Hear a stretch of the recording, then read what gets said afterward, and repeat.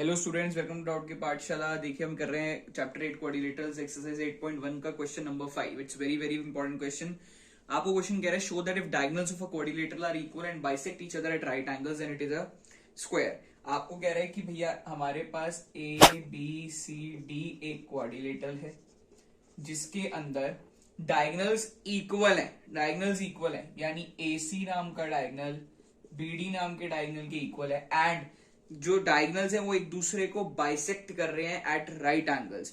तो diagonals bisect कर रहे हैं यानी ए ओ सी के बराबर है, आपका बी ओ डी के बराबर है। ये तो हो गया सर इतनी बात कि डायगोनल्स एक दूसरे को क्या कर रहे हैं जी, डायगोनल्स एक दूसरे को बाइसेक्ट कर रहे हैं। और साथ ही साथ आपको बोल रखा है 90 डिग्री पे, यानी एंगल 1, एंगल 2, एंगल 3, एंगल 4 सारे एंगल्स 90 डिग्री के हैं। आपने क्या शो करना है कि A B C D is a square. तो देखिए स्टूडेंट्स, हमें क्या पता है प्रूफ। मैं देखो थोड़ा सा प्रूफ इसमें ना कम करूंगा, आपके लिए छोड़ रहा हूं क्योंकि ऑलरेडी मैं आपको बता चुका हूं काफी सारी वीडियोस से जो पार्ट कि आपको गिवन है क्वाड्रिलेटरल, आपने प्रूफ करना है स्क्वायर। तो क्वाड्रिलेटरल को स्क्वायर प्रूफ करने के लिए क्या करना पड़ता है, पहले आप क्वाड्रिलेटरल से शिफ्ट होते हो पैरेललोग्राम से, फिर पैरेललोग्राम से जाते हो स्क्वायर पे। तो पैरेललोग्राम प्रूफ कैसे करते हैं वो पहले वाली वीडियोस में बताकर आया हूं। तो वो पार्ट पैरेललोग्राम प्रूफ करने वाला पार्ट मैं आपके लिए छोड़ रहा हूं। अगर आपको दिक्कत हो तो आप इंस्टाग्राम पे आकर के मुझे डीएम करके पूछ सकते हैं कि कैसे करना, उसके लिए आपको वीडियो सोल्यूशन मिल जाएगा। तो अब हमें इतना पता है कि सर अगर मुझे इसे क्वाड्रिलेटरल को स्क्वायर प्रूफ करना है तो पहले पैरेललोग्राम पे जाना पड़ेगा, और वो पैरेललोग्राम वाला काम मैंने आपके लिए छोड़ दिया है। अब सीधा मैं एबीसीडी को स्क्वायर देखो कैसे प्रूफ कर रहा हूं। मुझे एक ट्राइंगल नजर आ रहा है, इन ट्राइंगल एक ट्राइंगल आपको नजर आ रहा है डीएबी और एक नजर आ रहा है आपको सीएबी, ठीक है। या सीएबी की जगह मैं इसे सीबीए बोल सकता हूं। एक डीएबी और एक सीबीए। अब डीएबी और सीबीए के अंदर हमें एक चीज पता क्या लग रही है कि सर डीए सीबी के बराबर होगा। क्यों sir, opposite sides of parallelogram क्या होती हैं, इक्वल होती हैं। देन मैं क्या कह सकता हूं कि सर ए बी कॉमन होगा, ए बी हमारा कॉमन है। और अगर तीसरी चीज मिल गई तो ट्राइंगल कॉन्ग्रेंट हो जाएगा जी। तीसरी चीज क्या नजर आ रही है, मुझे पता लग रहा है कि सर डीबी और सीए इक्वल है। डीबी और सीए इक्वल कैसे, गिवन जब तीन चीजें हो जाती हैं, हम कहते हैं triangle D A B is congruent to C B A by S S congruency rule. और जैसे ही ट्राइंगल्स कॉन्ग्रेंट हो गया बच्चों, हम कह सकते हैं कि पूरा का पूरा एंगल है यानी एंगल डीएबी और पूरा का पूरा एंगल बी यानी एंगल सीबीए बराबर होगा बाय सीपीसीटी से बराबर होगा।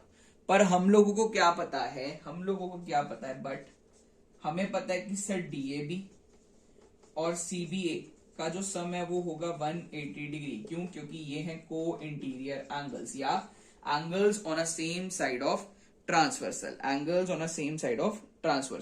तो इन्हें मैंने बोला सर को इंटीरियर एंगल्स का सम 180 डिग्री होता है। अब क्योंकि डीएबी और सीबीए बराबर है तो डीएबी प्लस डीएबी लिख सकता हूं, यानी इसे 2 टाइम्स डीएबी लिखा जा सकता है। तो 2 टाइम्स डीएबी जो है वो आया मेरे पास 180 डिग्री। इससे क्या डिराइव होता है, इससे मैं बोल सकता हूं कि एंगल डी ए बी जो है वो आ गया 90 डिग्री का। सिमिलरली आप बाकी एंगल्स भी 90 डिग्री के ला सकते हैं। तो बोलूंगा हेंस इससे क्या प्रूव हो गया कि A B C D is a square, क्योंकि आपने सीखे स्क्वायर में एंगल्स कितने डिग्री के होते हैं, 90 डिग्री के होते हैं। So this was question number 5। Now moving on to question number 6। चलिए स्टूडेंट्स क्वेश्चन नंबर 6 करते हैं। कह रहा है diagonal AC of a parallelogram ABCD bisects angle A.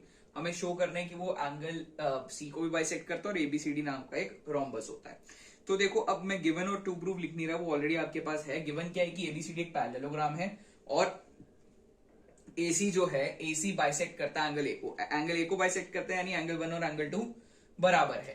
Angle A को बाइसेक्ट करने का मतलब क्या है, एंगल ए को बाइसेक्ट करने का मतलब क्या है कि अगर एंगल ए बाइसेक्ट हो रहा है तो मैं आपके लिए लिख रहा हूं, देखिए थोड़ा अलग कलर से लिख देता हूं ताकि आप लोगों को समझ में आए। इससे हम ये कह सकते हैं, इससे ये कहा जा सकता है कि एंगल 1 और इक्वल होगा किसके, एंगल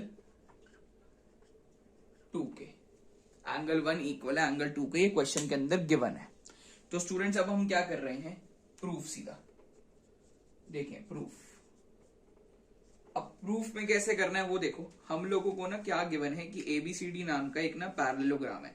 अगर बच्चों एबीसीडी नाम का एक पैरेललोग्राम है तो मैं कह सकता हूं कि मैम एडी जो है वो बीसी के पैरेलल होगा, एडी जो है वो बीसी के पैरेलल होगा, and AC is a transversal. AC क्या होगा, एक ट्रांसवर्सल होगा। तो देयरफॉर कहा जा सकता है क्या कि एंगल 2 एंगल 3 के बराबर होगा, एंगल 2 एंगल 3 के बराबर होगा। क्यों, ऑल्टरनेट एंगल्स, कहानी नंबर 1। और मैं बोल सकता हूं एंगल 1 एंगल 4 के बराबर होगा, क्यों, ऑल्टरनेट एंगल्स, कहानी नंबर 2। अब स्टूडेंट्स इससे मुझे क्या पता लगता है, फ्रॉम 1 एंड 2, सर एंगल 2 3 के बराबर है, एंगल 1 4 के बराबर है, पर हमें पता है कि एंगल 1 और 2 तो आपस में बराबर है, तो देयरफॉर एंगल 3 और एंगल 4 भी आपस में बराबर होंगे। अब क्योंकि सर एंगल 3 एंगल 4 के बराबर है, तो मैं कह सकता हूं कि AC ने बाइसेक्ट कर दिया एंगल C को। तो ये आपका फर्स्ट पार्ट था, इससे क्या पता लग गया कि AC ने बाइसेक्ट कर दिया एंगल C को, हेंस फर्स्ट पार्ट प्रूफ्ड, पहला पार्ट प्रूव हो गया। अब सेकंड पार्ट के लिए देखें, अब आपको क्या पता है नाउ, हमें पता है एंगल 1 एंगल 2 के बराबर है, क्वेश्चन के अंदर गिवन है, एंगल 1 एंगल 2 के बराबर क्वेश्चन के अंदर गिवन है, पर हमने ये भी बोला है कि एंगल 1 एंगल 4 के बराबर है ऑल्टरनेट एंगल से। आप चेक कर लो, हमने बोला ना एंगल 1 एंगल 4 के बराबर है ऑल्टरनेट एंगल से। मैं दोबारा बोल रहा हूं, हमें पता है कि एंगल 1 एंगल 2 के बराबर है, गिवन है, पर हमें यह भी पता है कि एंगल 1 एंगल 4 के बराबर है ऑल्टरनेट एंगल से। सो मैं इससे कह सकता हूं देयरफॉर एंगल 2 और एंगल 4 भी आपस में बराबर होंगे। अब इससे हमें क्या फायदा होने वाला है, आप देखो, आपको एक ट्राइंगल नजर आ रहा है, in triangle ADC, ADC triangle के अंदर एंगल 2 एंगल 4 के बराबर है। तो इससे क्या पता लग सकता है कि एंगल 2 और एंगल 4 अगर बराबर है तो 4 के सामने साइड DA और 2 के सामने साइड DC बराबर होगी। तो बोलूंगा DA equal to DC, reason sides opposite to equal angles are equal, sides opposite to equal angles are equal. और अगर DA इक्वल टू DC हो गया तो मैं बोल सकता हूं क्या, हमें क्या इससे क्या पता लगता है कि हेंस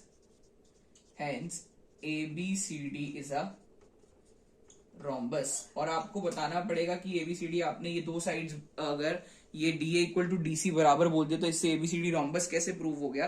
तो आपको क्वेश्चन के अंदर बताना पड़ेगा क्या, आप बताएंगे कि मैम ब्रैकेट में इफ एडजेसेंट साइड्स, एडजेसेंट यानी साथ साथ वाली साइड्स, और आप देखें DA और DC साथ साथ वाली साइड्स हैं, अगर एडजेसेंट साइड्स किसी पैरेललोग्राम की, if adjacent sides of a parallelogram are equal, अगर एडजेसेंट साइड्स किसी पैरेललोग्राम की इक्वल हो जाती हैं तो हम बोलते हैं then it is a rhombus. वो क्या बन जाता है, एक रोम्बस बन जाता है। So student, this is your question number 6। अगर आपको कोई भी डाउट हो, thank you for watching this video, कोई भी डाउट हो तो इंस्टाग्राम की आपको आईडी शो रही है, वहां जाकर मुझे फॉलो करें और फटाफट से अपने डाउट्स क्लियर करा लें। Thank you students, bye bye.